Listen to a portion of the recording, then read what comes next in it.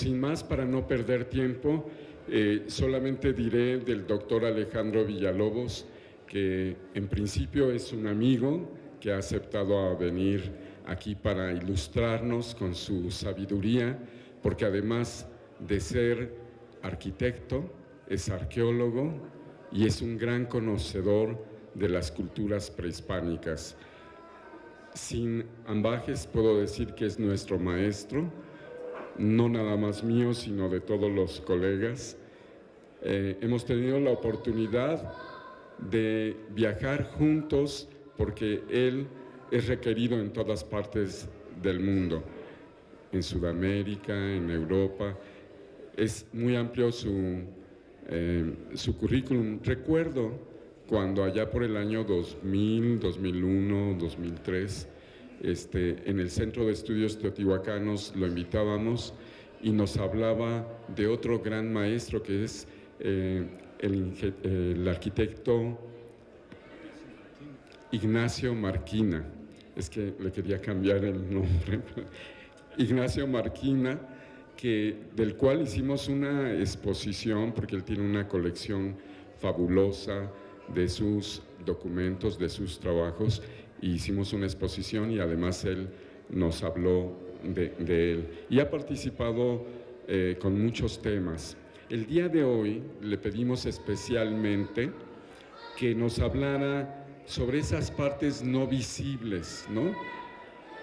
Lo que luego no visibilizamos los especialistas, porque nos vamos a los grandes monumentos, a las grandes ciudades, y en este caso él nos va a hablar precisamente del albañil en tiempos de la construcción de la ciudad antigua de Teotihuacán. Estamos en la mesa 1, como ustedes pueden ver, Teotihuacán, Patrimonio y Sociedad Civil. Déjenme decirles nada más así de refilón para no dejarlo como obvio, además de que ha trabajado en innumerables lugares. Él fue director de la Escuela Nacional de Antropología e Historia, por eso digo que además ha sido maestro de muchos, ¿no? Sigue dirigiendo tesis, es una persona súper activa y más joven que yo además, ¿no? ¿En serio? Sí. Demos un aplauso fuerte para el doctor Alejandro Villalobos y los dejo con él. Gracias. Buenos días a todos ustedes. Me gustaría pasar de aquel lado, o ¿me ayuda? La antropóloga me hace favor. Vamos a ver. ¿Podemos apagar esta luz? Esta sí sería, a lo mejor aquella no, pero esta sí, para que nos permita ver con claridad algunas imágenes que pueden no ser eco. Alonso, gracias. Imágenes que pueden no ser muy nítidas. ¿Me escuchan bien? Buenos días a todos otra vez.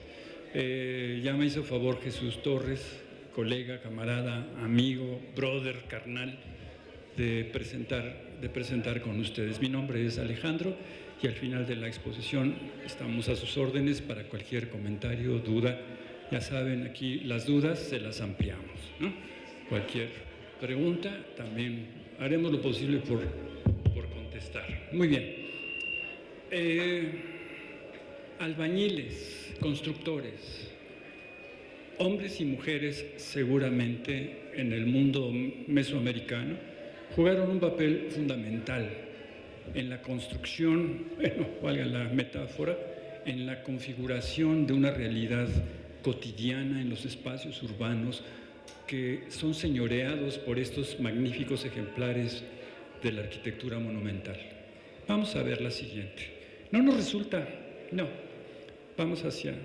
regresamos a la oscura, vamos hacia arriba. Esta imagen pues, no nos resulta ajena. Quienes ya fueron a loquear allá con los globos sabrán que en el tráfico de los globos a las 6 de la mañana, a ver para dónde jala el aire y por dónde nos lleva, y salen este tipo de maravillas fotográficas. Esta es foto de una ex esposa, que bueno, pues le doy el crédito, ¿no?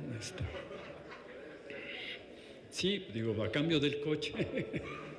No, bueno, no, eso no lo graben, por favor. Oigan, como decía el arquitecto Marquina, no podemos ver la arquitectura como un hecho aislado si no nos cuestionamos sobre sus procesos. Es decir, todo objeto arquitectónico es el resultado de un proceso y es el momento culminante o no de ese proceso. Veámoslo en nuestras vidas, todos son estas acciones procesuales que se culminan, se posponen, se cierran como ciclos o bien se olvidan para no ser nunca más retomadas. Una ciudad como Teotihuacán es el momento culminante de una serie de procesos sociales, entre los cuales, desde luego, la producción de arquitectura, la producción de los espacios colectivos estuvo a cargo de personas como ustedes y como nosotros, que tuvieron la gran fortuna de materializar los afanes y los deseos de sus contemporáneos. ¿Cómo lo hicieron? Pues primeramente diría Marx, en un comunismo primitivo, nos dedicamos a acumular materiales sin que haya forzosamente una estratificación o diferenciación social entre quienes hacemos este trabajo. Vamos a ver la siguiente, la damos para arriba. Hacia arriba, hija. Así. Estos croquis de Villalobos, noventeros, producto de un proceso productivo, producto de procesos sociales que implican una sistemática, colegas, sistemática organización social. Quizá, bueno, no en vano, los albañiles nos organizamos de manera muy similar, analógicamente, a la ordenanza y a la jerarquía militar. Hay oficiales, hay cabos, hay peones, hay intendentes. En la escala de la estructura militar, que es sumamente severa, la construcción se equipara de manera casi automática. De tal forma que los resultados de esta forma de producción son magníficos a la vista. Sigamos, por favor. Estos son algunos dibujos que traigo aquí pues, para presumir, pues yo los dibujé. ¿Cómo no? Que alguna vez ustedes y yo hemos visto en Teotihuacán, pero no con este calor, desde luego. Es la oportunidad de sentarse a dibujar o a continuar siendo seducido por el polo, ¿no?, de la perspectiva que hay en Teotihuacán, y poder dibujarlo pues es una oportunidad que yo les sugeriría no se la pierdan. Vamos a ver la que sigue. Esta es la Calzada de los Muertos, desde el conjunto Plaza Oeste. Este es el proceso que vamos a denominar proceso esencial RCN. ¿Qué es RCN? Relleno, contención, nivelación. El 100% de las zonas de monumentos arqueológicos de este país son el resultado de procesos, hemos dicho, de procesos sociales organizados que involucran el acarreo de materiales, el conocimiento de sus atributos funcionales, estructurales y de duración y de resistencia, y desde luego la combinación de estos para la obtención de espacios diferentes al espacio natural. A esto, colegas, como proceso relleno, contención, nivelación, le conferimos un resultado que es la infraestructura urbana. ¿Qué es la infraestructura urbana? Es todo aquello que las personas hacen para convertir el espacio natural en espacio cultural. Abrir un claro en la selva es un acto de infraestructura urbana. Rellenar un desnivel en el suelo es un acto de infraestructura urbana. Contener ese relleno, nivelar la parte superior a través de un proceso similar a lo que estamos ilustrando aquí, es infraestructura urbana, que es la actividad de la sociedad que nunca termina, ¿no? ¿Por qué nunca termina? Sabemos que empieza en los orígenes de la ciudad y nunca termina, porque gracias a los actos de infraestructura urbana es que la ciudad puede expandirse. es que la mancha urbana puede alcanzar otros espacios, otros lugares, beneficiando a un cada vez mayor número de personas. Y la edificación tiene ese propósito, beneficiar a las personas. Aquí el relleno, contención y velación es, además de que muy elemental, colegas, es asexuado. ¿Qué quiere decir? Que al no estar diferenciado sustancial o esencialmente por condiciones de género, ¿no?, o por condiciones de división horizontal del trabajo, ¿no?, el género se incorpora inmediatamente. Es decir, todos hacemos todo. Acarreamos, subimos, bajamos, mojamos, humectamos los materiales, colocamos, suministramos, nivelamos, etcétera, etcétera. Entonces, en este primer momento, en esta primera edad de las ciudades, reconocemos trabajo colectivo, organizado, no segmentado, ¿de acuerdo? Y el resultado es beneficio colectivo. Ese lugar del beneficio colectivo es lo que en el futuro de ese momento se convertirá en el núcleo de la ciudad. Estamos asistiendo al momento en el que alguien dijo, vamos a hacer una ciudad. ¿Se imaginan ese momento? ¿Dónde la hacemos? Pues aquí. No, acá. No, más acá. No, más allá. Nada de eso en el discurso o en la discusión que tenemos entre antropólogos y arqueólogos, nada de eso es casual. Es decir, el lugar donde está Teotihuacán fue un punto del valle de Teotihuacán perfectamente calibrado, consensado y acordado por un colectivo que tomó esa determinación. Esto nos lleva a una constante en el diseño urbano y arquitectónico mesoamericano. Nada en las ciudades mesoamericanas es casual. Que les quede claro, cuando camines por Monte Albán, nada está casualmente colocado allí. Todo tiene un polo intencional y un eje de interés, que normalmente está vinculado con las expectativas no de quienes gobiernan, sino de aquello que resulta legible, inteligible y apropiable por el resto de la comunidad.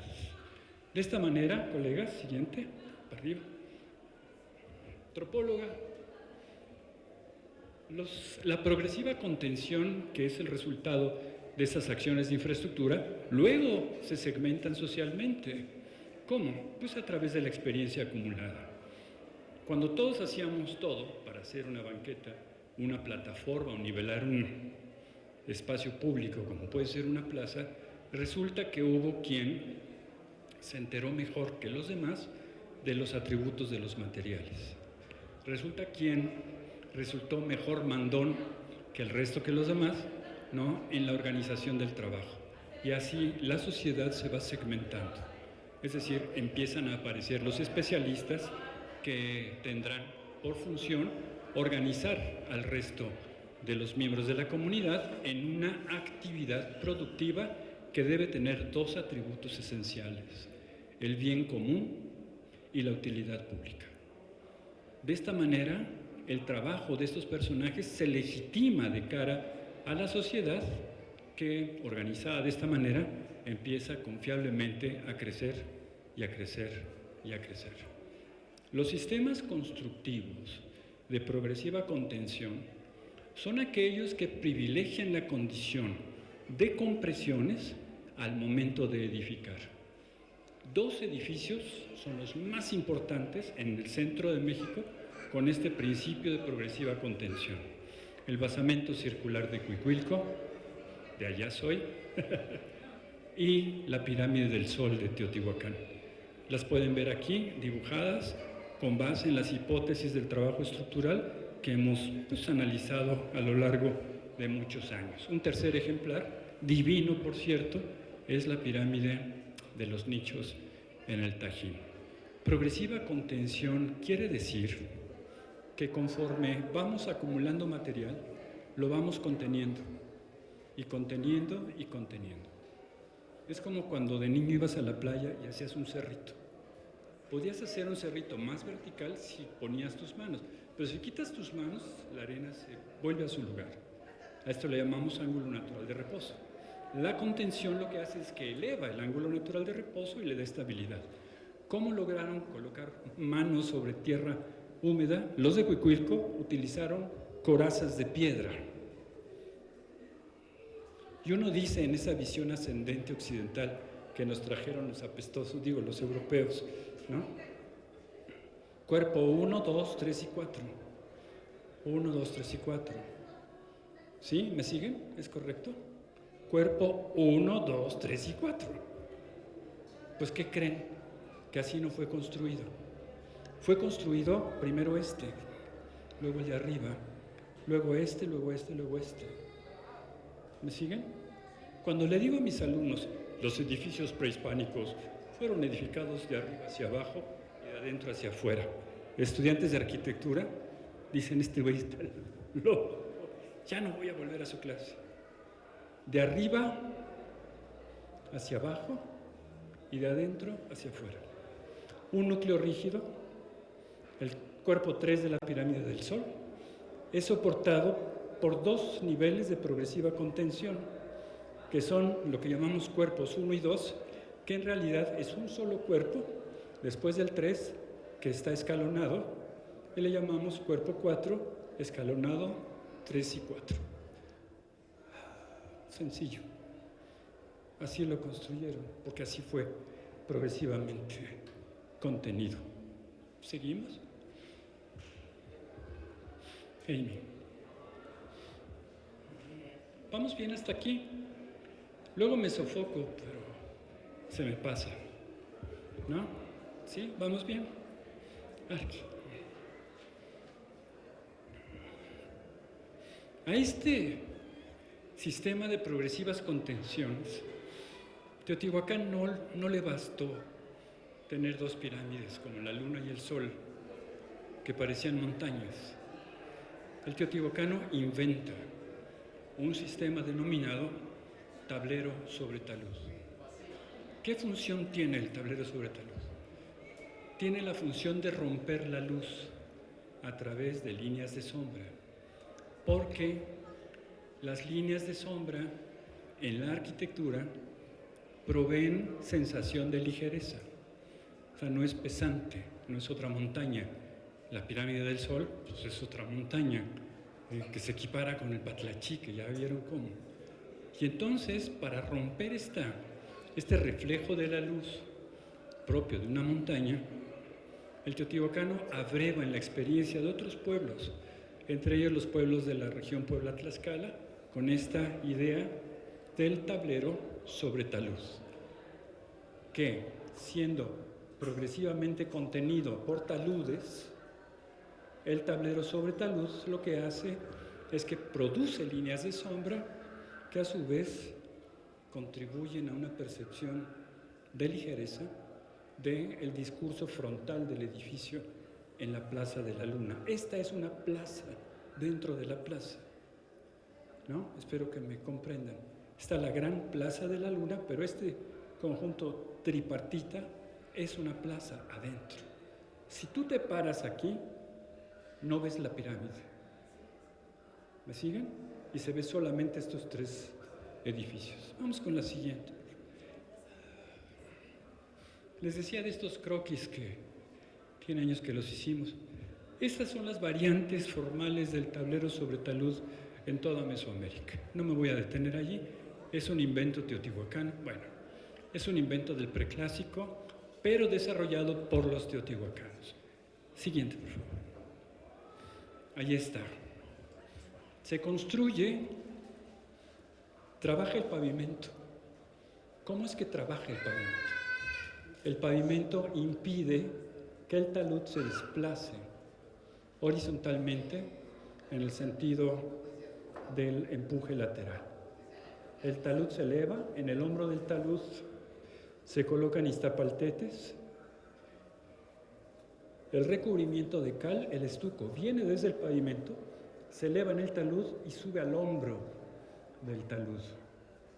Fresco, en algunas ocasiones así los hemos encontrado, fresco el hombro, fresca la cal, sobre el hombro del talud, recibe los iztapaltetes que sobresalen una tercera parte al menos del total de su longitud para recibir al menos 2 hiladas que generan la moldura horizontal. ¿Me siguen? De aquí se eleva el panel vertical que da el cuerpo del tablero, que a su vez repite este modelo, se le coloca el estuco, gira el estuco y se le colocan los iztapaltetes, tal y como ocurre aquí. De tal suerte que tengo ya extendido sobre el plano vertical del panel del tablero la moldura superior. Moldura inferior, moldura superior, moldura vertical, panel del tablero. Fácil. ¿Quieren que hagamos unos? Salen. Salen bien. Sigamos, por favor.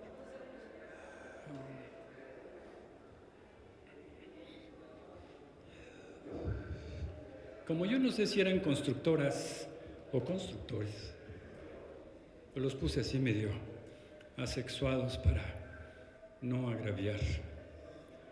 Esta es una primera idea de los materiales necesarios para hacer un tablero sobre talud. ¿Cuántos tableros sobre talud hay en Teotihuacán? Cualquier cantidad, ¿no? Todos edificados con una tecnología constructiva muy similar a lo que estamos viendo. Lajas, bloques, nódulos, barro, estuco, cal y sobre todo fuerza de trabajo y un elemento natural, un ecofacto esencial para la vida, que es, como lo es para la construcción, que es el agua. El agua, al escasear el agua, ya no se puede construir. Y un edificio, un pueblo que deja de edificar, es un pueblo que empieza a decaer. Vamos a verla a colores.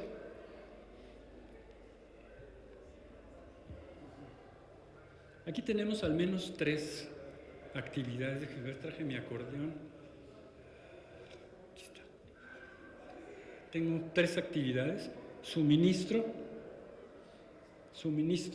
colocación y el lodero que veíamos desde el relleno, contención y velación.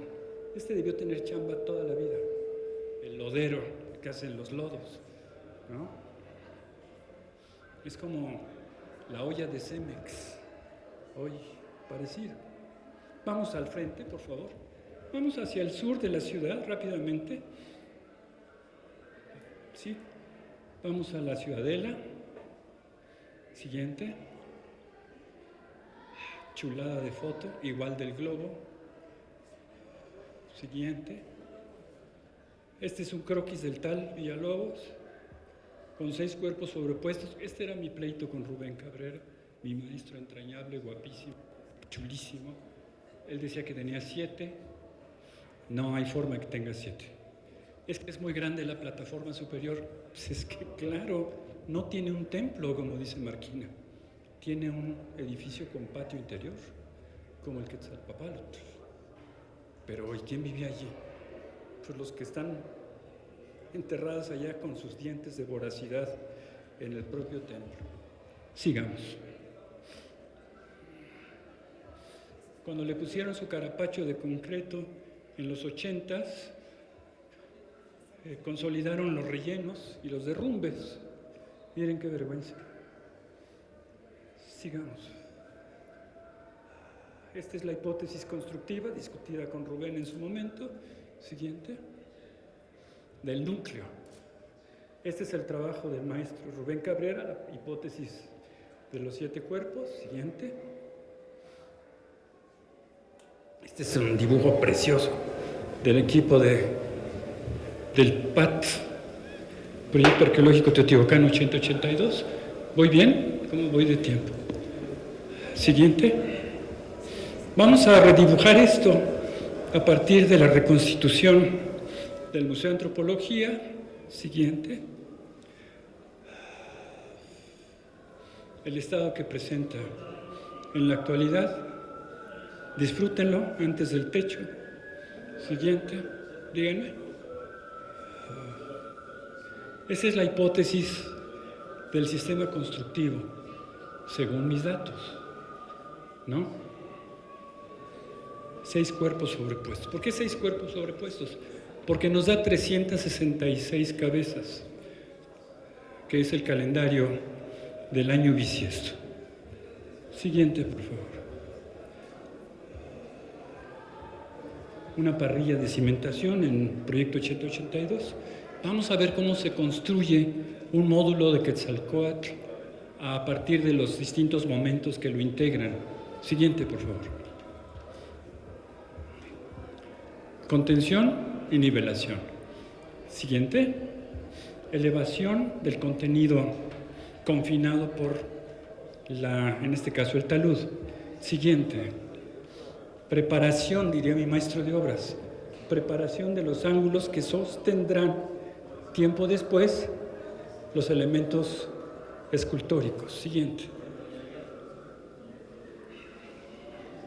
Colocación de la moldura inferior ranurada al centro que recibe, siguiente, 1 y 2 hiladas previamente labradas para sobre ella, ya alcanzo el nivel que tengo aquí, deslizar, siguiente, la cabeza. Casi se siente cuando desliza, ¿no? Ahí se forma un eje de simetría, siguiente. Allí, o sea, que lo que pasa aquí abajo, pasa aquí arriba. ¿Qué sigue? Ayuden. Una hilada. Sigamos. Otra hilada. Siguiente. Previamente labrada para que haga las veces de mostrarnos la cabeza emergiendo de la flor de plumas. Y la moldura cierra el sistema aquí arriba. ¿Cerramos? Continuamos con el talud que se dirige hacia la parte superior, cerrando el segundo nivel, siguiente. Y luego sellamos el sistema constructivo. Siguiente. Con un relleno graduado de piedra, tezontle y lajas o estuco en la parte superior. ¿Cómo la ven? ¿Les gusta? Vamos a hacer uno, ¿no? Sin problema. Ahorita vamos a la implicación de la albañilería del hecho. Vamos a ver, siguiente. Color. Siguiente. Puede estar mal. Hay muchos colegas que no hacen nada, pero todo critican, ¿no? Y es que estás mal, Villalobos. ¿Cuál es tu propuesta, güey? No, bueno, es de que quiero ver tu propuesta y luego platicamos. Esta es la propuesta. Vamos a ver que hay mucho más que eso. Siguiente. Otra vez y seguimos. Ok, vamos a desarmar el módulo de la serpiente emplumada. Siguiente. Para hacer esa contención, yo necesito 2 personajes de cajón, trazador y nivelador, que están aquí. Trazo y nivelación. ¿Qué más necesito? Desbastado en el lugar de origen de los materiales. Transporte y acarreo. Oiga, aquí, ¿qué? ¿Qué no es lo mismo? Transporte que acarreo, que arrastre. No.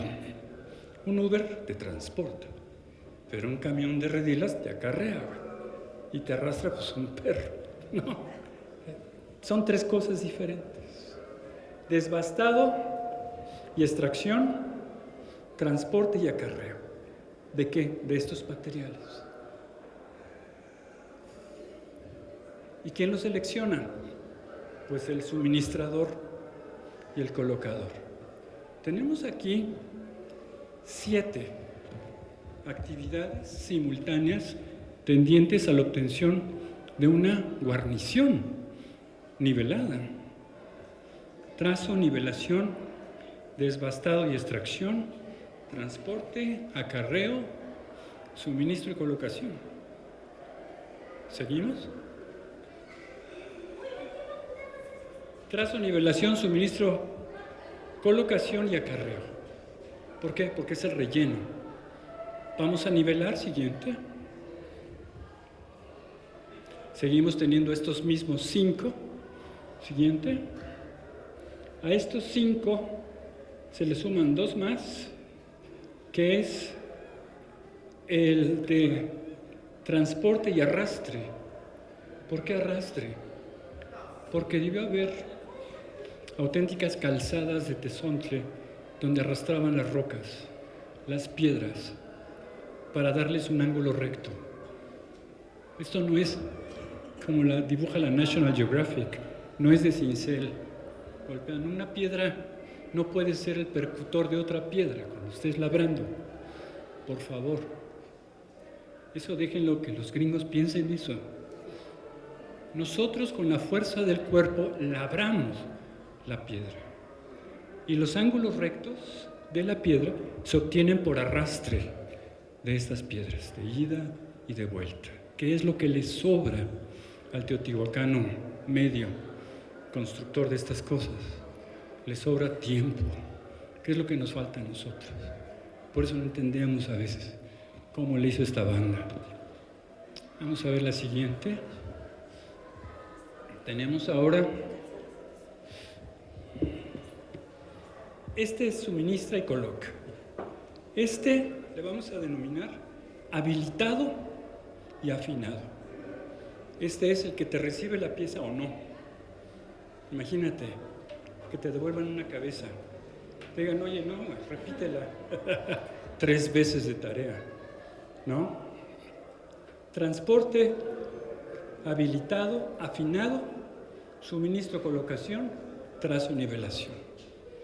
Para tener aquí la cabeza. Siguiente. Siguiente, por favor. Donde tenemos el punto más álgido de la simultaneidad de trabajadores concentrados en el edificio. Aquí se suma uno, que es este, que es el que transporta con delicadeza. Perdón.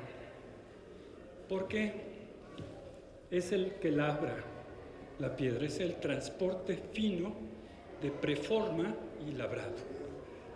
Preforma. ¿Qué es una preforma?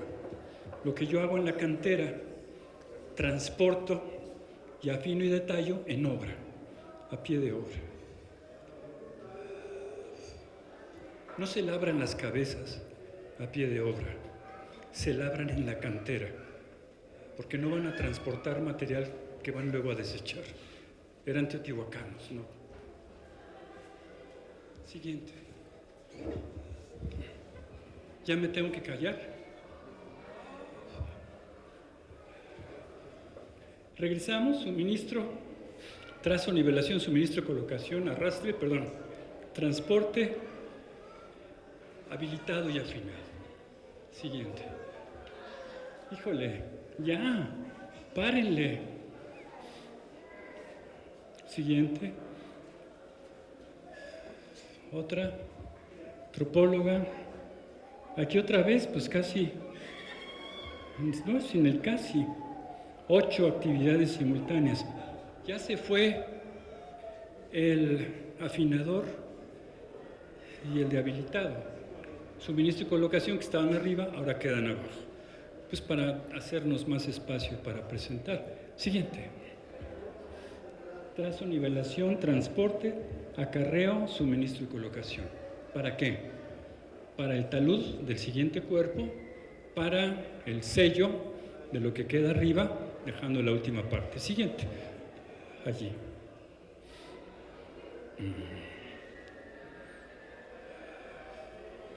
Este es un buen contrato. Si yo fuera constructor teotihuacano, pediría los acarreos, ¿no? Buen contrato, porque es una cantidad importante de material lo que se está trabajando. Siguiente. Ahí lo tienen. Es el módulo de Quetzalcóatl. de la cabeza de la serpiente emplumada. ¿Cuánto pesa? Vamos a hacer cálculos. Siguiente, por favor. Ahí está. Espérese, falta Tlaloc. Pues, ¿qué estás pensando, arquitecto? El módulo de Quetzalcóatl estimamos que pesa del orden de 875 kilogramos. El módulo de Tlaloc anda pesando 1.1 toneladas. ¿Por qué? Porque estamos hablando de andesita basáltica, que es una piedra extrusiva, volcánica, ígnea, ácida, con un peso específico de 3.8 toneladas por metro cúbico. Entonces estamos hablando casi de, de poquito menos del metro cúbico para la cabeza de Quetzalcóatl y un poquito más del metro cúbico para las cabezas de Tlaloc. Siguiente, por favor. Dibujos y croquis que hemos hecho a lo largo del tiempo con motivo de distintos proyectos e intervenciones en el edificio. Siguiente, por favor. ¿Otra? Bueno, ahora vamos con Tlaloc. Siguiente. Ahí tenemos el dibujo que hiciera el arquitecto Marquina, 1917. Aquí faltan los molares, estos de acá, están rotos, con un ángulo de cizalla que se da por percusión o compresión. Siguiente. Aquí está en el edificio reconstruido del Museo de Antropología. Siguiente. A ver. Los módulos de Quetzalcóatl pesan 875 kilogramos. Más o menos, pues soy arquitecto, 890. Ya ven que para los arquitectos 2 más 2 son aproximadamente 4, ¿no? 183 módulos, ¿por qué? Porque es la mitad de 366. Son 162.870 kilogramos, 163 toneladas. ¿Me siguen? Tlaloc a 1.3 toneladas por 183 módulos nos da un aproximado de 274.500 kilogramos, 274 toneladas. Los intermedios, o sea, donde están labrados los caracoles, nos dan del orden de 600 kilogramos más o menos, que son 219 toneladas. Todo esto nos da 657 toneladas de piedra antes de colocarla, ¿no? Ahora, pues traza, nivela, desbasta, transporta, acarrea, suministra, coloca, arrastra, habilita y afina. Y falta el pintor, y falta el arquitecto, que es el que cobra, ¿no? Acuérdense que el costo indirecto es para el vencedor. El peso estimado de la piedra labrada es de 657 toneladas, más el abundamiento, que es ese porcentaje de la piedra que cargan y que te cobran los camiones de volteo, estimado a 30%. Esto, que eran originalmente 33 camiones Torton de 20 toneladas, me da un total de 42 camiones Torton de 20 toneladas. O sea, el equivalente, puse aquí, a una larga fila de camiones cuya longitud equivale a la quinta parte de la calzada de los Muertos. No más de material. ¿Cuánta gente necesito? ¿Cuántos ayudantes? ¿Cuántos labradores? Tengo al menos 13 o 14 faenas identificadas en la producción de esta arquitectura. Siguiente, por favor. No lo hemos estimado completamente. Esto, llevado al terreno de la ponderación en términos de la conclusión del edificio, nos llevó en un congreso a plantear que el edificio de Quetzalcóatl nunca se terminó. Porque nunca, este material, ¿dónde está? Es que lo reutilizaron. ¿Dónde están esos cientos de toneladas? No están. Nunca lo terminaron. Les ganó la revolución antes. Bueno, esa es otra hipótesis. Ok, siguiente. Yo no sé si este sea un saurio, un lagarto, un cocodrilo, una serpiente, ¿no? Lo que sí sé es que, siguiente, ese es el rey lagarto, ¿no? Ese sí, el de allá. El de acá no sabemos, hay que ver.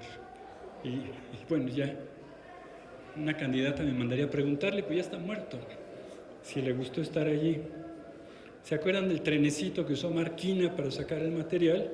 Fue utilizado aquí, sus rieles, como barda, y luego las quitó el profesor Matos en los 90s. Siguiente. Yo les ofrezco seguir dibujando y seguir trabajando en esto.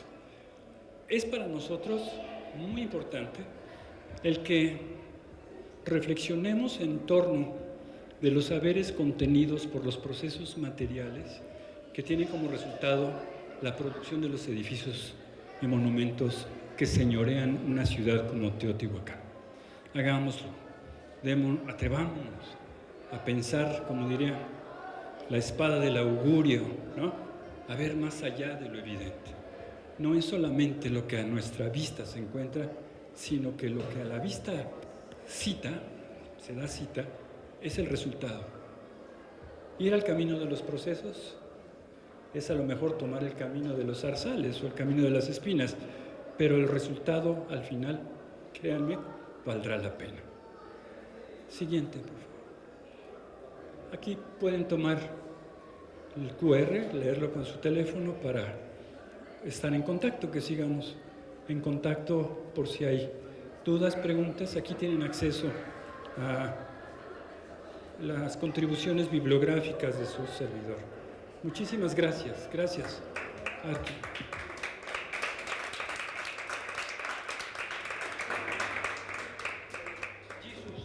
Pues muchísimas gracias al doctor Alejandro Villalobos por esta excelente presentación. Antes de darle su reconocimiento, quiero saber si solamente vamos a hacer un par de preguntas, porque estamos con un poco de atraso. Y entonces, a ver, ahí atrás. Hola. Bueno, muchísimas gracias por todo el saber que nos trajo el día de hoy. Yo lo sigo desde hace mucho en su cuenta de YouTube, entonces desde ahí ya he visto algunas cosas y me encanta lo que usted dice sobre la arquitectura teotihuacana, ¿no? Que no solo se ve, sino que hay que sentirla. Entonces siempre que voy a Teotihuacán llevo sus palabras conmigo y en cada lugar en el que estoy trato de sentir toda la arquitectura y lo que pasa en ese sitio, ¿no? Tengo una pregunta porque ahora usted pues decía que la pirámide de la serpiente emplumada pues era un calendario de 366 días, ¿no? Y que la parte de arriba entonces era un patio interior, escuche bien. ¿Para qué servía entonces este patio interior? Esa es mi primera pregunta. Y la segunda viene más bien con las medidas que se están tomando ahora en Teotihuacán con respecto a la preservación de los monumentos, ¿no? O sea, el techo que se le va a hacer a la pirámide de la serpiente emplumada. ¿Qué opina usted con respecto a eso?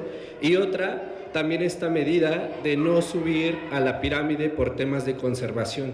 Para mí, el hecho de no subir, yo sé que somos como unos changuitos que queremos treparnos a todos lados, pero el hecho de subir a la pirámide era algo muy valioso, o sea, le daba mucho valor al hecho de visitar Teotihuacán, y creo que el hecho de impedir el no subir, pues le ha restado, ¿no? Le ha restado muchas visitas incluso al sitio. Entonces también quiero saber si el hecho de no subir, o más bien el hecho de subir las desgastaba, porque ahora la vemos totalmente verde, ¿no? Y cubierta de vegetación. ¿Qué le hace más daño a la pirámide del Sol? ¿No subir o no darle mantenimiento y mantenerla de esa manera? Esto, muchas gracias. Gracias por las preguntas. Menudo problema pusiste al doctor, pero ahorita te va. Digo, es muy sencillo. Estamos con un instituto desahuciado económicamente. Yo renuncié al INA en junio de 2020. Después de 28 años, me harté. Me harté. Porque esas preguntas no tienen respuesta, ¿no? Esas preguntas no tienen respuesta. Es decir, está en la escasez. Pregúntenle al del Palacio Nacional, ¿dónde están nuestros fideicomisos? El dinero del fideicomiso del Fondo Nacional Arqueológico, ¿dónde está? Yo sé que lo dije y algún 4T me echó bronca, pero ¿dónde están esos dineros que servían para resolver todo lo que usted dice? Ahora, a falta de recursos, pues en tiempos de crisis, medidas importantes. No permitir el acceso, lo que está haciendo en realidad es mitigar la falta de vigilancia por falta de recursos. El verde de la pirámide, tranquilos, es un verde reversible, se va con la época de secas, se llama escobilla, lo que hay ahí, es una planta rastrera que se va después de la época de secas. Entonces, pues hacer malabares con pinos de boliche es complicado, pero si además hay que hacerlos gratis, es doblemente complicado. Yo realmente me retiré del INE. Soy en la Universidad Nacional a sus órdenes, me harté, ¿no? Adoro a esta institución. No conozco institución más generosa que la ENA y el INE. Porque antes de siquiera decir cuánto debo pagar en la ENA, ya me estaban pagando prácticas de campo. Real. Entonces, el INA es una institución resultado de ese México que no solo se preocupaba, se ocupaba con recursos de la permanencia de sus bienes culturales. Hoy la gente cree que las piedras duran miles y miles de años. Yo los invito a que recorramos el templo de la Serpiente Emplumada y veamos lo que ha pasado en los últimos 6 años, 10, 15 al templo. Entonces, no tiene respuesta. Nadie de nosotros, por ejemplo, le ha pedido al patronato del INA poder aportar para entonces poder colaborar. No, porque es obligatoriedad del Estado y así debe ser. Entonces, pues ahora que vuelvan los fideicomisos, esperemos, ya podremos hacer más y mejores cosas. Y le agradezco que nos siga. Ahora sí que síganos siguiendo. Y con respecto al la techumbre. No, con respecto a lo que usted propone. El patio arriba. Miren, si el edificio 5 de la Plaza de la Luna tiene al Quetzalpapalotl encima, ¿qué no habrá tenido el templo de Quetzalcóatl arriba? Marquina propone un templo de una sola cubierta. No hay tal, porque requiere de una solicitación de cargas que no aguanta el primer sismo. Los teotihuacanos sabían hacer conjuntos con patio en medio. Ustedes imagínense en ese patio sobre el templo de la Serpiente Emplumada una ceremonia de cenit, el paso de Venus. Debió ser algo extraordinario.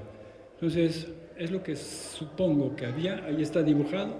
No, estás mal, Villalobos. Pues propongan, ahí están. Mis dibujos se arreglan con lápiz.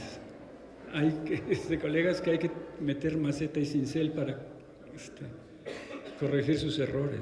En fin, no sé si contesté. Gracias. Aquí la compañera había levantado la mano todavía, después ella, y por último, pero lo vamos a hacer lo más breve porque ya estamos, si no Jaime ya no se va a presentar.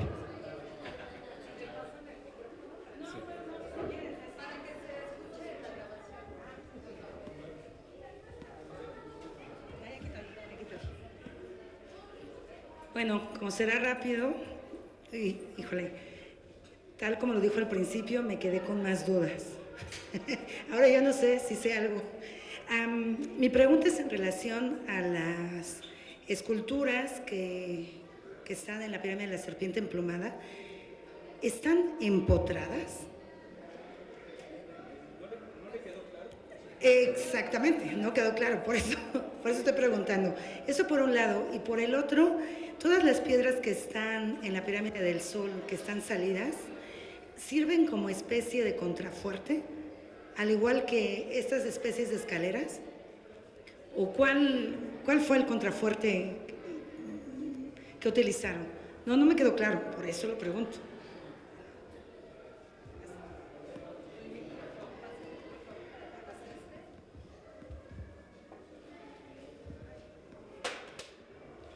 Entonces, nada más para resumir la pregunta.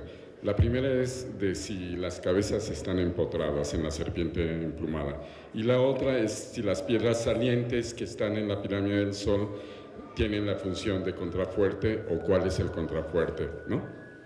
No tienen función de contrafuerte las piedras salidas. Se llaman clavos o clavas, ¿no? Esas piezas se utilizan para homologar la tensión superficial de un aplanado de estuco, ¿no? Un aplanado de estuco se homologa la tensión superficial. En Templo Mayor lo vemos con mucha claridad, ¿no? El aplanado se coloca y en la mampostería se pone el clavo para ajustar. Hasta se siente, ahí está, y ahí quedó. Eso es lo que hay en la superficie de la pirámide del Sol. En la parte baja, aquí pueden ver el tercer cuerpo que llega hasta el piso, de acuerdo con las excavaciones de Remy Bastián y Noguera. Don Leopoldo Batres no llegó hasta allí, Bastián sí, y es el trabajo en el que se basó luego el equipo de Eduardo Matos. A partir de ahí, resulta que este ángulo es de 43, no me hagan mucho caso, 43 grados creo, pero este es de 50 y este es de 57. O sea, cuando este baja hasta acá, este se aperalta y este se aperalta más. ¿Qué están haciendo los teotihuacanos? Se están ahorrando millones de metros cúbicos de material si bajaran a 45, a 40 grados aquí, 40 y 40. ¿Qué pasaría? Necesitarían una extensión amplísima. ¿Dónde ocurre eso? Fachada sur, oriente y norte. No en la frontal. La frontal es otro rollo. ¿Ok? ¿Sí quedó claro? Y entonces es un solo cuerpo, pero que tiene un recorte. Está escalonado. No son dos cuerpos, es un solo cuerpo. ¿Estás seguro, Villalobos? O como decimos en la ENA, ¿no? Rubén le gustaba mucho esta idea, ¿no? Es como Cuicuilco, pues de allá vengo, ¿no? Y la cabeza usted ve de aquí para allá. Todo lo demás es el sistema constructivo. Es lo que vemos o debemos ver todos los demás, ¿no? ¿Sí? ¿Claro? ¿Clarísimo? Gracias. Sí. Gracias.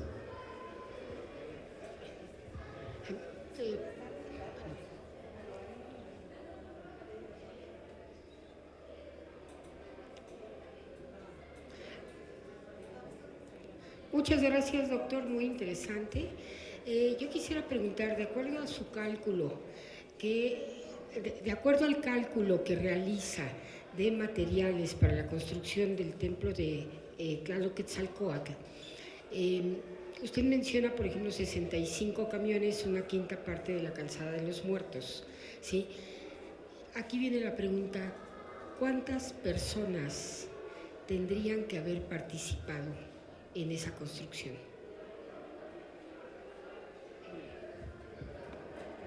En 1985 hicimos un cálculo para la pirámide del Sol. Números alegres fueron 12,000 constructores, 10 a 12,000 constructores simultáneamente, ¿no? Durante 7 días, jornadas de 10 horas, a lo largo de al menos 5 generaciones, para colocar 1,000,000 de metros cúbicos, que es lo que tiene la pirámide del Sol. Para el templo de Quetzalcóatl no fue menor la cantidad, pero sí muy superior la calidad, porque ya teníamos labradores, ya teníamos oficios, ¿no?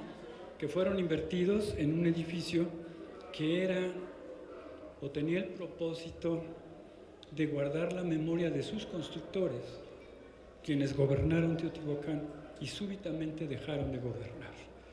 Después de Quetzalcóatl viene la obsesiva representación de Tlaloc, que es el señor de Teotihuacán, no la serpiente emplumada. Entonces, el templo de Quetzalcóatl se oculta a los teotihuacanos del futuro. Nunca más se volvió a saber de ese templo, ¿no? Generaciones enteras de teotihuacanos nunca supieron que allí estaba Quetzalcóatl. Los fans de Quetzalcóatl, ¿dónde se van?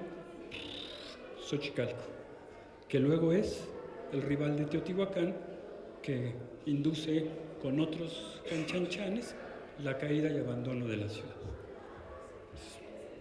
Está escrito por ahí en mis libros. Ahí está el lugar.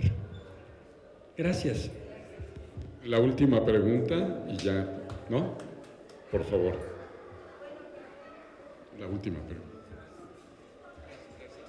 Hola, buenos días. Mi nombre es Eduardo Cervantes, residente de aquí del Valle y estudioso del tema. Para la construcción de la ciudad, usted menciona importantes artesanos para cada elaboración del proceso, ¿verdad? Ok. Yo considero a alguien muy importante que no lo mencionó o lo omitió, el mezclero. El mezclero debe estar presente desde que es nivelación, relleno, y debe conocer además el tipo de tierra, de dónde, para dónde, y que me gustaría comentar acerca del mezclero, por favor. Lo llamé lodero, el lodero, muy al principio, lodero, más que mezclero, lo llamé lodero. A ver.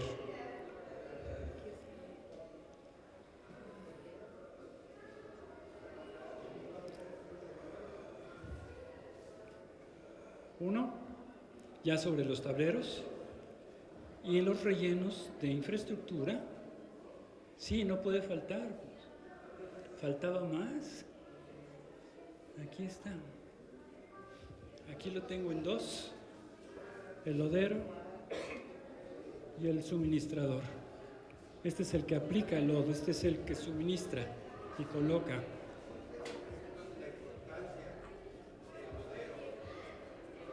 Por eso le sí. Totalmente. Eso y el acarreo son los dos contratos que yo me gustaría. Y el acarreador, claro. Gracias. Pues un fuerte aplauso para el doctor Alejandro Villalobos. Muchísimas gracias, Alejandro, amigo, colega, por esta espléndida conferencia. Y le hacemos un pequeño reconocimiento muy humilde de parte de la zona arqueológica de Teotihuacán, del INAFES 2024 y del Museo de Murales Teotihuacanos.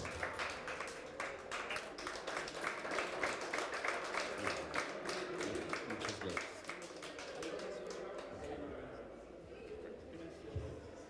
Perfecto.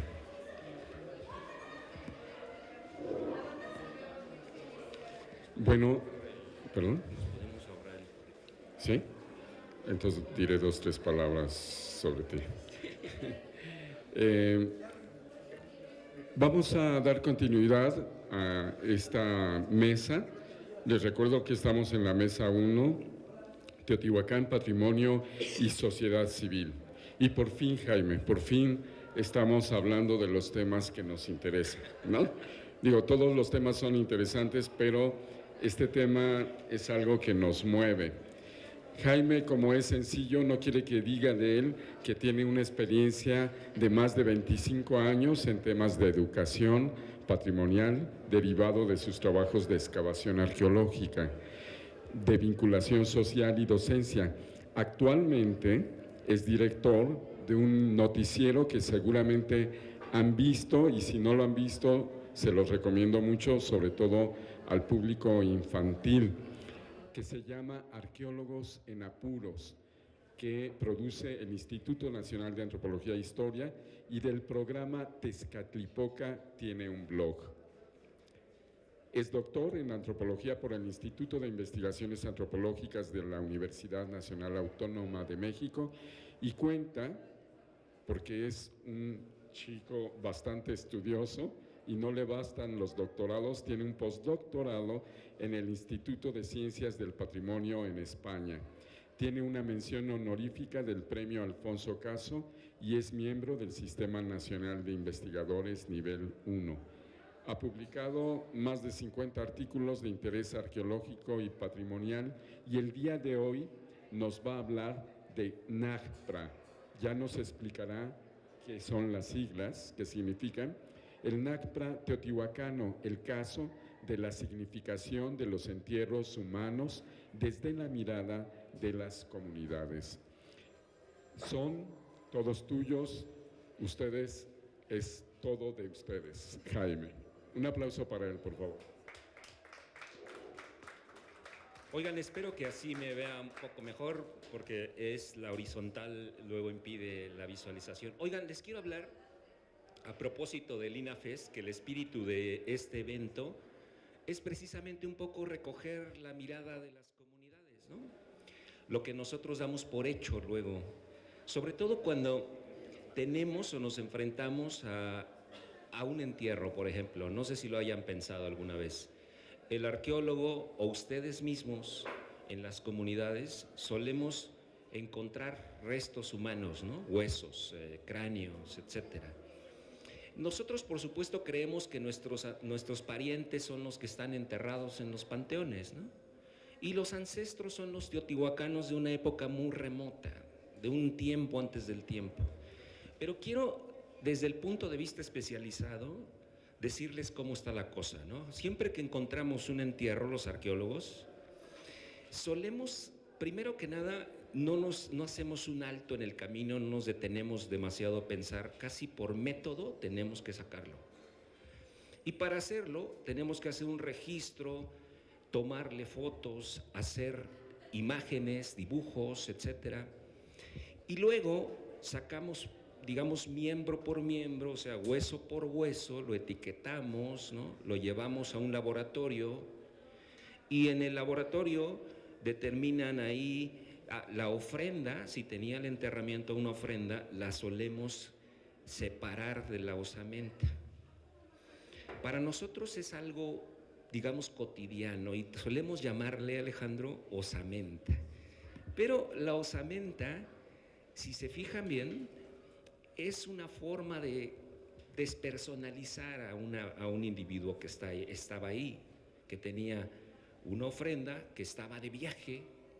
Entendamos que ese individuo le colocaron estos viáticos, estas boyas, cajetes, etcétera, dioses, obsequios, para que transitara por los 9 niveles del inframundo y pudiera completar el viaje. El arqueólogo pocas veces se detiene a eso y dice, bueno, por método yo necesito analizar por separado, Muchas comunidades no lo ven así. Quiero referirme al NAGPRA teotihuacano. ¿Qué significa NAGPRA? Es un sistema es una política que se implementó en Estados Unidos para poder repatriar a aquellas personas enterradas que se consideran los antepasados de las comunidades. Miren, hay una señora activista, la siguiente, es que no hay operador ahí. Gracias, Erika. La siguiente. Ahí. Todo esto se los digo porque si pueden evitar ir al Museo de Momias de Guanajuato, háganlo. El alcalde de esta comunidad y todo su equipo municipal han decidido nombrar a las momias como el emblema de Guanajuato.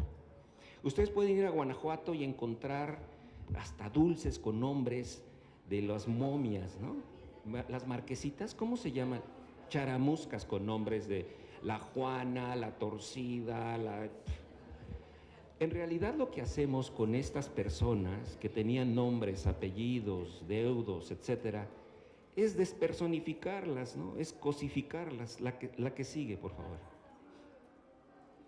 Hay de parte, fíjense, lo tomo del Museo de Momias de Guanajuato, y tú puedes tomarte un Instagram con ellas, ¿no?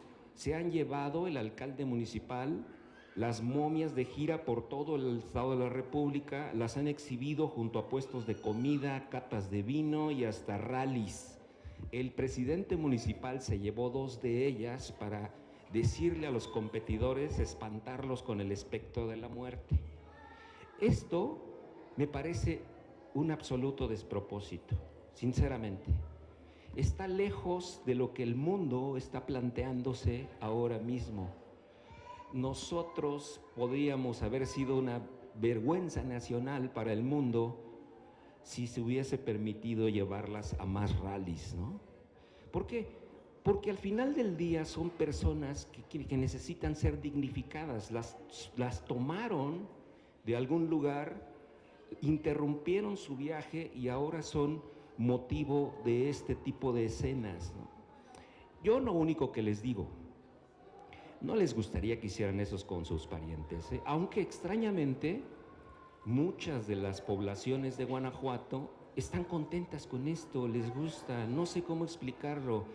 No me atrevo a hacer un juicio de valor sin conocer el fenómeno, pero mucha gente en Guanajuato está orgullosa de esto. Bueno, afortunadamente en el Valle de Teotihuacán encontramos una persona que va justo con las discusiones que se dan en el mundo. ¿Cuáles discusiones? La siguiente, por favor. Bueno, decirles nada más que tanto el método arqueológico como esta exhibición turística de los cuerpos humanos despojan de su recinto funerario a un individuo, exhiben sus restos como piezas de museo y luego las despojan de su identidad llamándoles momias genéricamente, ¿no? Es decir, las cosifican. La siguiente. Eso habla un poco de lo que las comunidades, porque aquí estamos para eso, para recoger un poco, contrastar un poco la percepción comunitaria, de lo que consideran un acto violento. Es decir, nuestra propia metodología científica suele ser violenta en el sentido de que nosotros aseguramos haber encontrado un entierro. En realidad, como lo va a decir doña Emma Ortega en un video que les voy a pasar, no encontramos nada, ellos estaban ahí y estaban con un propósito, con una ofrenda junto a un templo, palacio, tal. Nosotros no los encontramos, nosotros cruzamos esa trayectoria y en realidad las profanamos en nombre de la ciencia, ¿eh? Ahorita vamos a discutir esto porque es un tema bastante polémico. La siguiente. La siguiente. Miren, Mary Pearson o María Pearson es... Esta señora una vez se dio cuenta que en Estados Unidos, es de origen Dakota, es una indígena Dakota, se dio cuenta que en la construcción de una carretera encontraron muchos entierros humanos blancos e indígenas. Curiosamente, los expertos en arqueología se llevaron a los blancos de regreso a un panteón y a los indígenas al laboratorio. Mary Pearson se irritó mucho y fue con el gobernador en turno de Estados Unidos y le dijo, y le insistió una cita hasta que el gobernador la recibió y le dijo, ¿qué quieres? Dice, quiero que dejes en paz a mis muertos. No quiero que los trates como insectos o mariposas en un laboratorio. Nosotros tenemos, ¿por qué al blanco lo devolviste al cementerio y a los míos al laboratorio a analizarlos? A partir de ese momento se desarrolló la ley NAFPRA, es decir, un proceso en donde todos los museos de Estados Unidos y los laboratorios se vieron obligados a recatalogar y a devolver los entierros a los que consideran sus parientes, sus ancestros. Luego de recibirlos, les dieron un sepulcro, devolvieron sus ofrendas a su lugar y se quedaron ahí dignificados. La siguiente, por favor. A partir de este momento de la ley NAFPRA, la UNESCO recomienda que los pueblos indígenas tienen derecho a practicar y reavivar sus costumbres y condiciones culturales y pone acento en el derecho y uso y control de objetos ceremoniales y derecho a la repatriación de sus restos humanos. Ya les digo, les sorprendería saber que aquí en las comunidades de Teotihuacán hay alguien que piensa exactamente como ellos. La siguiente. La siguiente. La siguiente. Ah, mira, vamos a darle todas. La siguiente. La siguiente. Ahí está. NAGPRA no es solo para Estados Unidos, NAGPRA es también para Colombia. Increíblemente ya Colombia está adoptando estas medidas. Chile, en la isla de Pascua, los antropólogos chilenos, arqueólogos, se llevaban indiscriminadamente enterramientos humanos de ahí y dijeron, hey, son nuestros ancestros, ¿por qué te los llevas? Nueva Zelanda, Australia y Reino Unido, ¿no? No me voy a detener en cada uno de ellos, sería para otra ocasión, pero todos coinciden en eso. Las personas deben tratarse con tacto, deben hacerse, en algunos casos han llegado a negociaciones interesantes. Dicen, si quieres obtener datos científicos sobre el entierro, llámese altura, enfermedades, forma, talla, causa de muerte, etcétera, tómalos in situ. Si quieres ADN, tómalo in situ, pero no lo saques. Obviamente, aquí quiero hacer un alto y ser muy claro. No lo saques cuando haya vigilancia, es decir, lugares como dentro de la zona arqueológica, o La Ventilla, o Atetelco, Zacuala, etcétera. Lugares en donde está seguro el INAH de que los va a vigilar y no los van a terminar saqueando, ¿no? Hay otros casos donde está justificado sacarlos, porque si no, la gente misma, algunos, termina por saquearlos. Bueno, la siguiente, Amalia. Recuerden que los egipcios tenían un trato muy especial, casi toda su cultura, uno de sus ejes culturales era el buen trato, el embalsamamiento del cuerpo. Incluso, la siguiente, llegando a grado de proferir maldiciones a quien llevase el cuerpo. El cuerpo estaba de viaje, necesitaba librar, igual que en Mesoamérica, muchos niveles de dificultad y de juicio, y por eso había toda una pleito, una pelea entre los diferentes faraones por saquear la tumba, era interrumpir tu viaje, y con eso vengarte del linaje, ¿no? La siguiente, por favor. En Mesoamérica, la siguiente. También tenemos, acuérdense, cuando moríamos, según el pensamiento indígena mesoamericano, teníamos que pasar 9 niveles del inframundo, ¿no? Un nivel donde se cerraban las montañas, otro donde te flechaban, otro donde te hacían volar, y el último, un perrito, iba por ti del otro lado de un río y te guiaba en tu paso. Esa lógica no la olviden, esa es la lógica que utiliza nuestro informante. Oigan, ese muerto que dicen que en el área maya era de 4 años y podía ser indefinido, ese viaje no debe ser interrumpido, lo debe saber cualquier antropólogo. La siguiente, por favor. Lo que consideramos su ofrenda en realidad no es una ofrenda, es una serie de viáticos, obsequios, comida, bebida, etcétera, todo lo necesario para cruzar esos 9 niveles del inframundo, ¿eh? Sacarlos de ahí es en realidad evitar con ello que el muerto pueda cumplir con su encomienda en la vida después de la muerte. Por cierto, Alejandro, hay otra discusión paralela a esta, doctor. A ver, cuando alguien, es un símil que es bastante pertinente. Cuando alguien, en la época prehispánica, solía matar una pieza, o ahorita que hablaste de las cabezas de serpientes emplumadas, muchas de ellas están matadas, o sea, les rompen la nariz, les rompen alguna parte. Cuando llega a manos de un museógrafo, generalmente suele reconstruir como un acto metódico instintivo, reconstruye cosas. Pero te das cuenta, Alejandro, que estamos alterando el propósito de haber matado la pieza para exhibirla en un museo. Es decir, nuestro deber o nuestro derecho sería respetar el acto de haberla matado ritualmente para explicarle a la gente, miren, esta pieza no es que esté rota, esta pieza la mataron con una carga simbólica.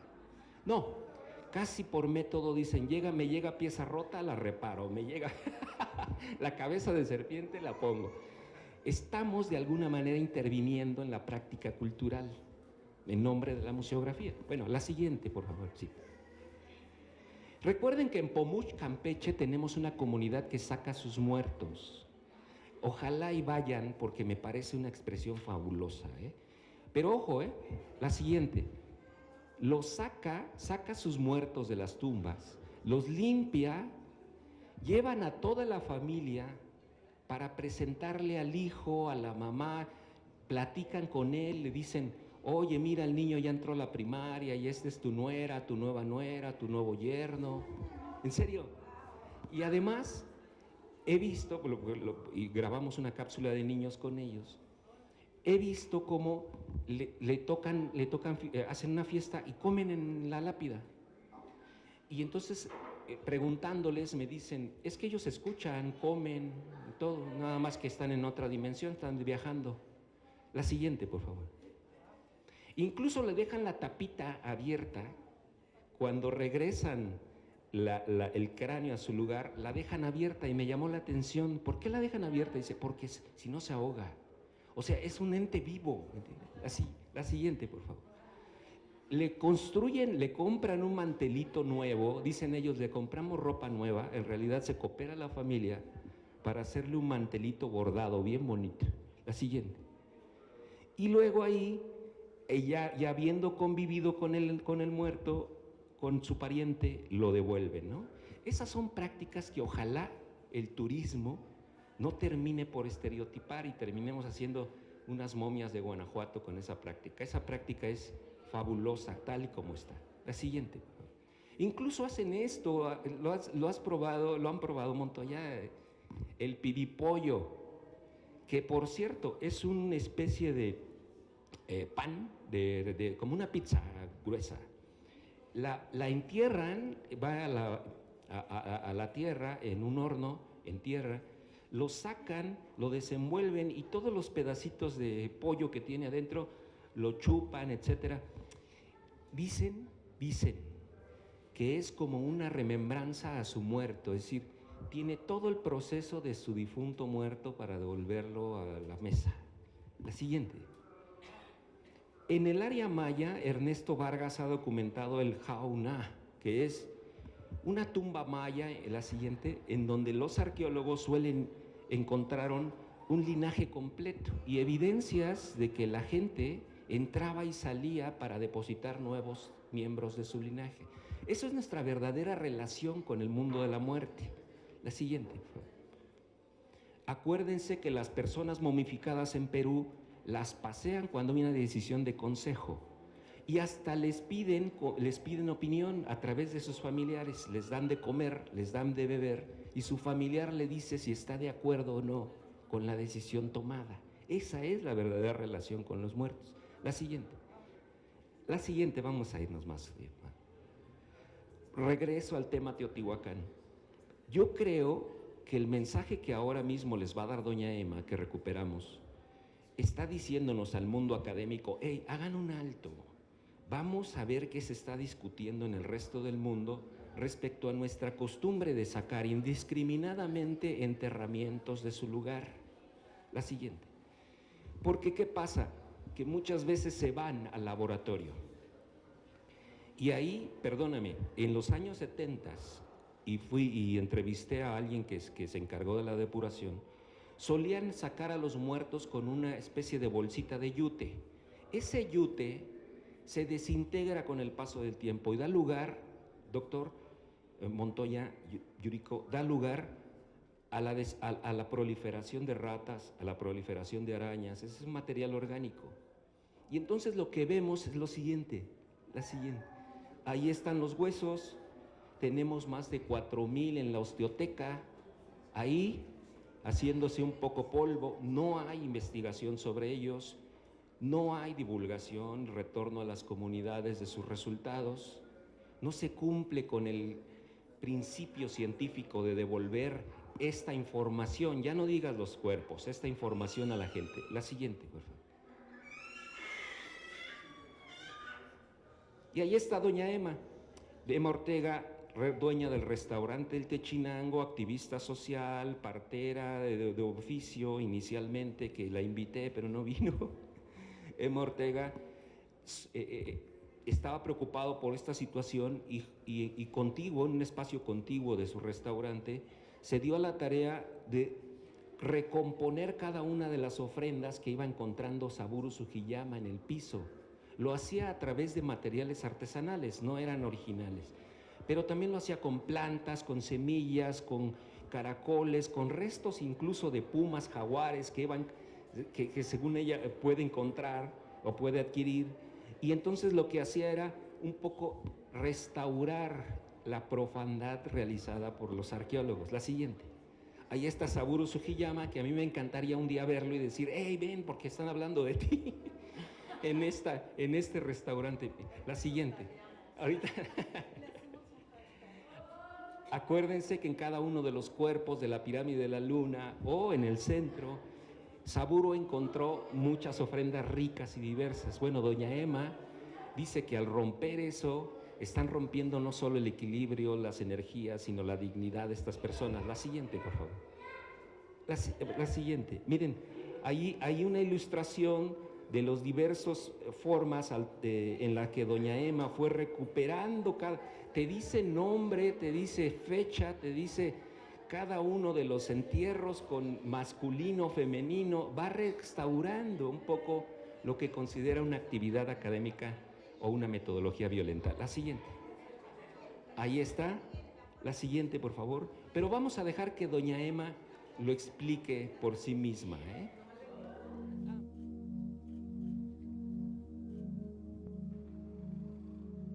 Este espacio, este lugar está dado, donado, ofrecido a nuestros ancestros los teotihuacanos.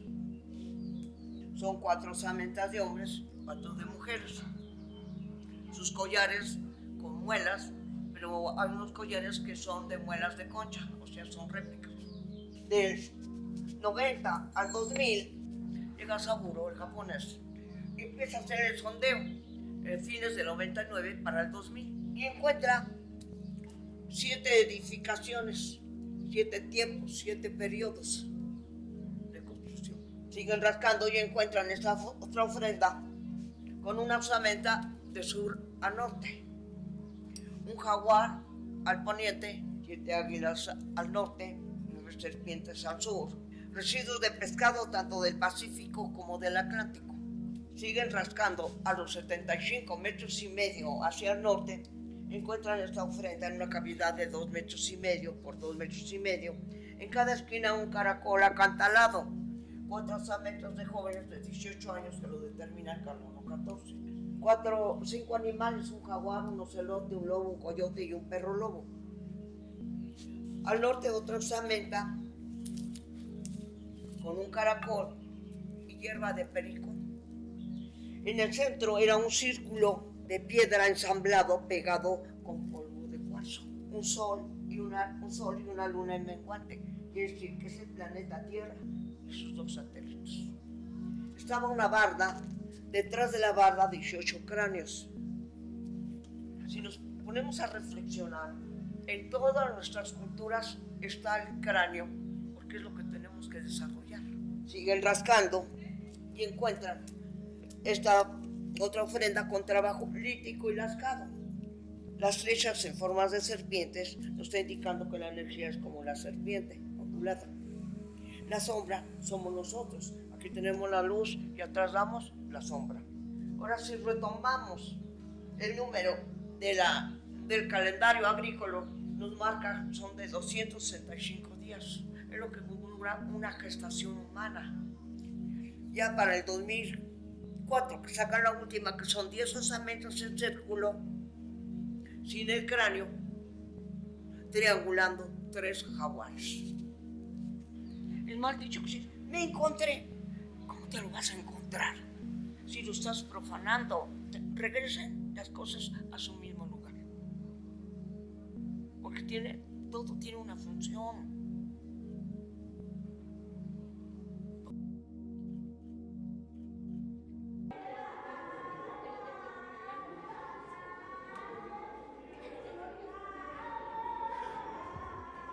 estábamos aquí, Chucho. Vamos a unas conclusiones y propuestas para ya dejarlos descansar. La primera de ellas es que, bueno, si Teotihuacán quiere ponerse a tiempo con el mundo, debemos de recuperar debemos hacer un alto en el camino y de recuperar esta idea de que podamos analizar a los enterramientos in situ, cuando las condiciones de seguridad lo permitan. Y podemos, sí, Jesús, sí. Perdón que te interrumpa, necesito aclararles. Seguramente esta instalación de auditorio les parece no afortunada porque se meten todos los ruidos, ¿no? Les pido una disculpa, pero también es a propósito. Es decir, queremos ser incluyentes y no estamos acostumbrados a ver al otro, que es diferente a nosotros, porque queremos un mundo ordenado, sin ruido, a propósito de nosotros, porque estamos pensando en nosotros. Y es a propósito molestarles. Ustedes disculpen, pero es para hacer el ejercicio de ser más tolerantes con los otros y más incluyentes. Entonces, espero que lo entiendan y por eso me atreví también a interrumpir la conferencia de Jaime, pero es para dar esta explicación.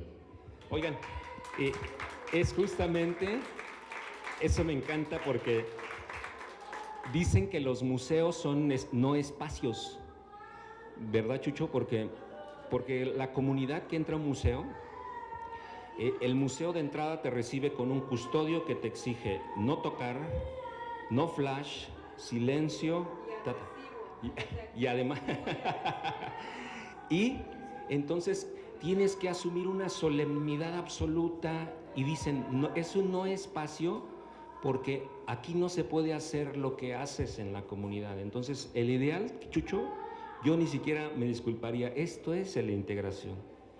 No queremos visitantes de la comunidad como ocurre en los museos, ordenados, callados, no, estamos en una fiesta y como tal debemos entender que necesitamos integrarnos. Bueno, las conclusiones rápido, podemos hacer una integración, una recuperación de información in situ, altura, edad, dentición, ADN, isótopos de estroncio, todo lo que los antropólogos físicos lo podrían hacer, dicen en el NACPRA, lo puedes hacer in situ. La segunda,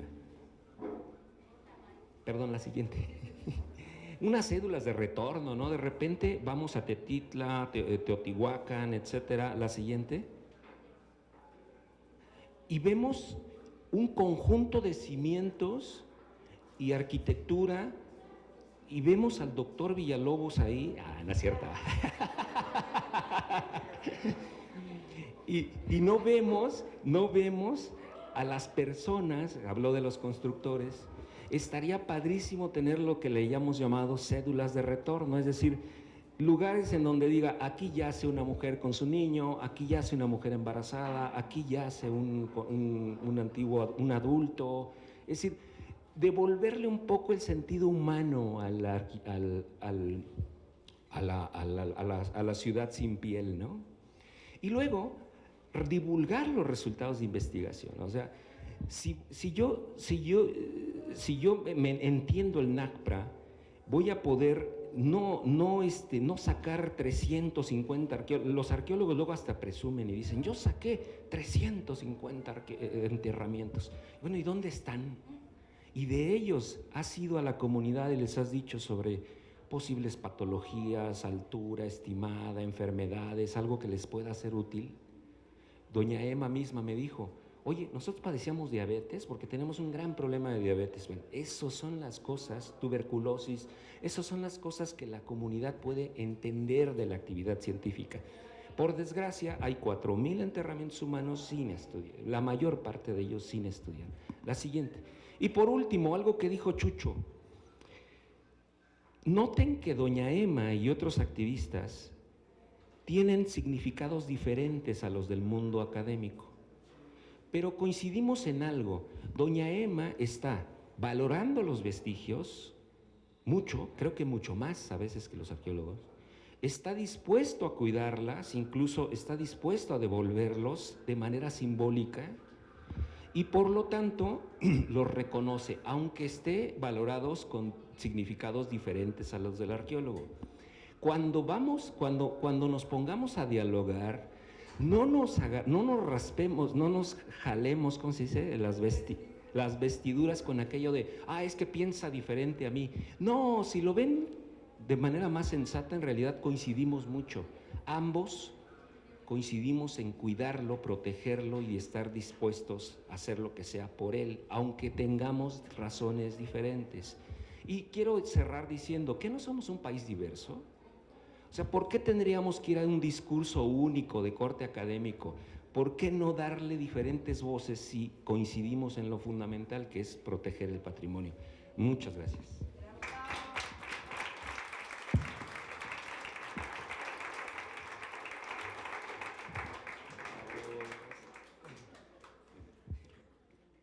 Muchas gracias, Jaime.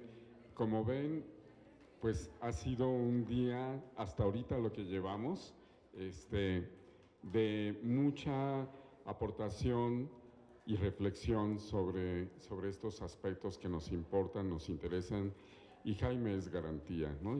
Por eso está invitado, no nada más ahora, sino en adelante, ¿no? Antes de darle su reconocimiento y pasar a la siguiente actividad, ¿alguna pregunta? Que seamos breves. ¿Comentario o pregunta? A ver, 1, 2 y 3 y ya. Gracias. Mi nombre es Miguel Ángel. Muchísimas gracias por la conferencia. Yo tengo una duda y es con respecto a la multiculturalidad que sabemos tenía Teotihuacán, ¿no? Se dice que en lo que más se diferenciaba era en cómo enterraban a sus muertos. Yo me imaginaba, porque no me he metido mucho al tema, pero justo como enterramientos con diferentes ofrendas, ¿no? Dependiendo del lugar donde vivían. Pero ahora viendo tu visión como lo que hacen en Michoacán o en otros lugares, incluso como en esta periodicidad prehispánica, hacían eso en Teotihuacán, o sea, entierros tan sofisticados como esos, como de ir a dejar a sus muertos como porque pertenecían a una sola familia o ese tipo de situaciones. Gracias. Oye, ¿tú eres estudiante de arqueología? Oye, porque sí.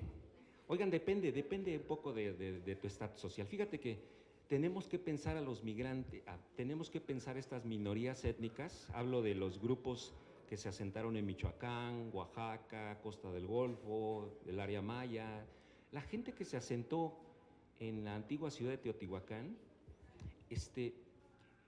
piénsalo en términos de presión adaptativa, es decir, estaban presionados como nuestros migrantes cuando van a Estados Unidos, tienen que acatar, saben que el idioma oficial es el inglés, aunque lo puedan hablar tienen que acatar las normas, tienen que acatar los reglamentos de tránsito, ahí no se van a andar con medias tintas, ¿eh? Lo mismo pasaba en Teotihuacán, los migrantes sufrían una presión adaptativa, eso quiere decir que incluso se vestían como los teotihuacanos, construían como los teotihuacanos, etcétera, etcétera. Pero algo que nos ha llamado la atención a los arqueólogos es que lo que no estaban dispuestos a negociar estos migrantes era su forma de enterramiento. Los oaxaqueños siempre extendidos boca arriba, ¿no? México firma ese acuerdo, más bien la ONU emite recomendaciones, acuérdense, no son obligatorias. México tiene una ley en donde, ojo, si la Ley Federal de Zonas y Monumentos Arqueológicos del 72 es una ley de monumentos, de cosas. Y dentro de esa ley dice, los restos anteriores al establecimiento de la hispánica en territorio nacional serán considerados monumentos arqueológicos, entre ellos los huesos. Perdónenme, pero discúlpenme, pero los huesos merecen un trato especial, son los ancestros, no son monumentos en el sentido estricto. ¿Por qué lo digo? Porque luego se da la confusión de que al considerar los monumentos se consideran cosas. Y no son cosas, son personas. Son personas que podemos incluso discutir si son nuestros ancestros o son nuestros antepasados, como hay una discusión allá afuera. La otra cosa es, ¿qué repercusiones? Mira, creo que el balón está en la cancha de los especialistas. Necesitamos ponernos a tiempo con el mundo, porque uno de los grandes problemas de esta ley de monumentos, que es maravillosa por otro lado, pero en el tema de los restos humanos, es precisamente esto que hacen Jesús, ¿no? Vamos a escuchar otras voces, vamos a ver qué pasa en otras partes del mundo, vamos a hacer una reflexión, incluso vamos a hacernos un favor. ¿Saben por qué? Porque las bodegas están repletas, no cabe ya otro muerto. Entonces, hasta por la propia supervivencia de Lina, es decir, hey, vamos a hacer un alto, vamos a dialogar, ¿qué podemos hacer de forma diferente? ¿No? Eso es, espero haber respondido, Montoya. Y la ley NAFRA está ahí en la red, es preciosa, no es la única, es un poco radical, porque ellos dicen, hey, devuélvamelo, punto. Ah, por cierto, llegó a México la ley NAFRA en Sonora. Elisa Villalpando se vio obligada a regresar restos de los Hodam que aparecieron en territorio mexicano y que los pedían de parte del territorio estadounidense, regréseme a mis antepasados. Y le entrevisté a Elisa y me dijo, sí, eso es lo más cercano que hemos estado al NAFRA, ¿no? Bueno, otra pregunta.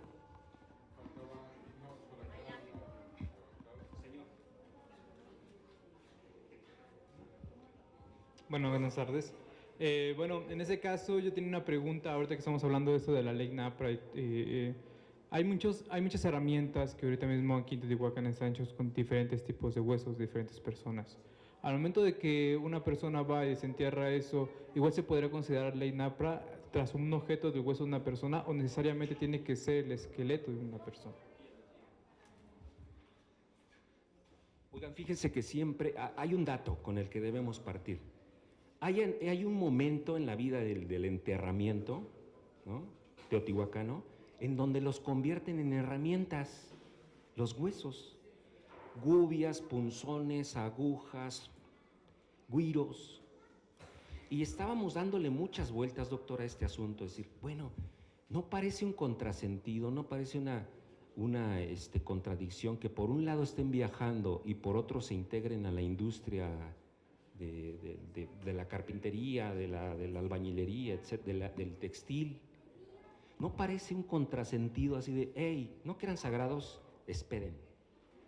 Hay Martos, Luis Alberto Martos, es el que parece que una vez nos dio la clave, dice, hay obsequios que son auténticamente reliquias, hay objetos, dice. Si tu pariente en vida era un experto textil, no duden que esa aguja se iba a transmitir de generación en generación y cargaba el tona con ella. Si era un experto en música, no duden que la mejor manera de rendirte un honor, hacerte una ceremonia, era de tu hueso hacer un güiro y saber que ese güiro se iba legando en generación en generación. No, estamos pasando por alto el hecho de que muchas personas, no sé ustedes si guarden alguna reliquia de lo que mejor sabía hacer su abuela. No lo veamos de manera tan profana como decir, ay, es que hicieron con él un cincel y probablemente era albañil. Es decir, tienen una carga simbólica los huesos. Probablemente por ahí encontremos una conciliación entre esta aparente contradicción. Y sí, operaría con la ley NAFRA, porque estoy seguro que una reliquia tendría tanto valor simbólico y espiritual y esotérico como el cuerpo mismo, ¿no? Otra preguntita. Nada más saber dónde se le encuentra a doña Emma. Doña Emma Ortega, podrán decir lo que sea, pero la fundadora del Frente Cívico ha sido, y lo digo con todo el cariño del mundo, la piedra en el zapato del instituto. Se les ha parado desde el 94, ¿verdad, doctor? En el caso Walmart, etcétera, ¿no? Entonces, doña Emma Ortega me parece que adquiere mucha legitimidad con esta preocupación, porque les aseguro, yo lo viví, compra los esqueletitos en la Merced y cuando los ingresa, les hace un sahumado. Su museo, de alguna manera es un museo, Chucho, recoge estas preocupaciones de la museografía académica. Los museógrafos del mundo académico quieren un museo sensorial, un museo comunitario, aspiran a eso. Bueno, doña Emma lo logra porque ahí adentro vas al museo, vas a su pequeño museo, dejas la naranja, la fruta para sus altares, te sahuman, hay ruidos, ahí adentro se hacen danzas, todo lo que el museógrafo moderno aspiró algún momento tener. Doña Emma dice, adelante, pero tienes que sacralizarte primero. Está increíble, sí. Bueno, muchas gracias. Digo, nada más una cosa, Jaime se le olvidó decir que Emma, ¿dónde está? ¿Dónde se le encuentra? Y les digo, hay un mole de huitlacoche que hace ella y sus hermanas aquí en Techinanco, atrás de la Pirámide de la Luna. Ahí cuando puedan vayan y coman y aparte visítenla y bueno, ya con todas las referencias que dijo Jaime. Pero además les tenemos una sorpresa. Jaime nos habló, híjole, qué rico huele, o yo tengo mucha hambre. Jaime les habló de los muertos, ¿no? De estos muertos que no tenemos el respeto suficiente los arqueólogos. Pero les tenemos un regalo y una sorpresa. El artista Samuel tiene aquí a la entrada, no sé si vieron, a una teotihuacana en vivo. Lo pudimos recrear, ¿no? Hacer así un arte de magia y está ahí. Y está entre nosotros. Al rato a ver si descubren quién es la que está ahí virtualmente, ¿no? Entonces, bueno, es una sorpresa para ustedes. Le damos un fuerte aplauso al doctor Jaime Delgado y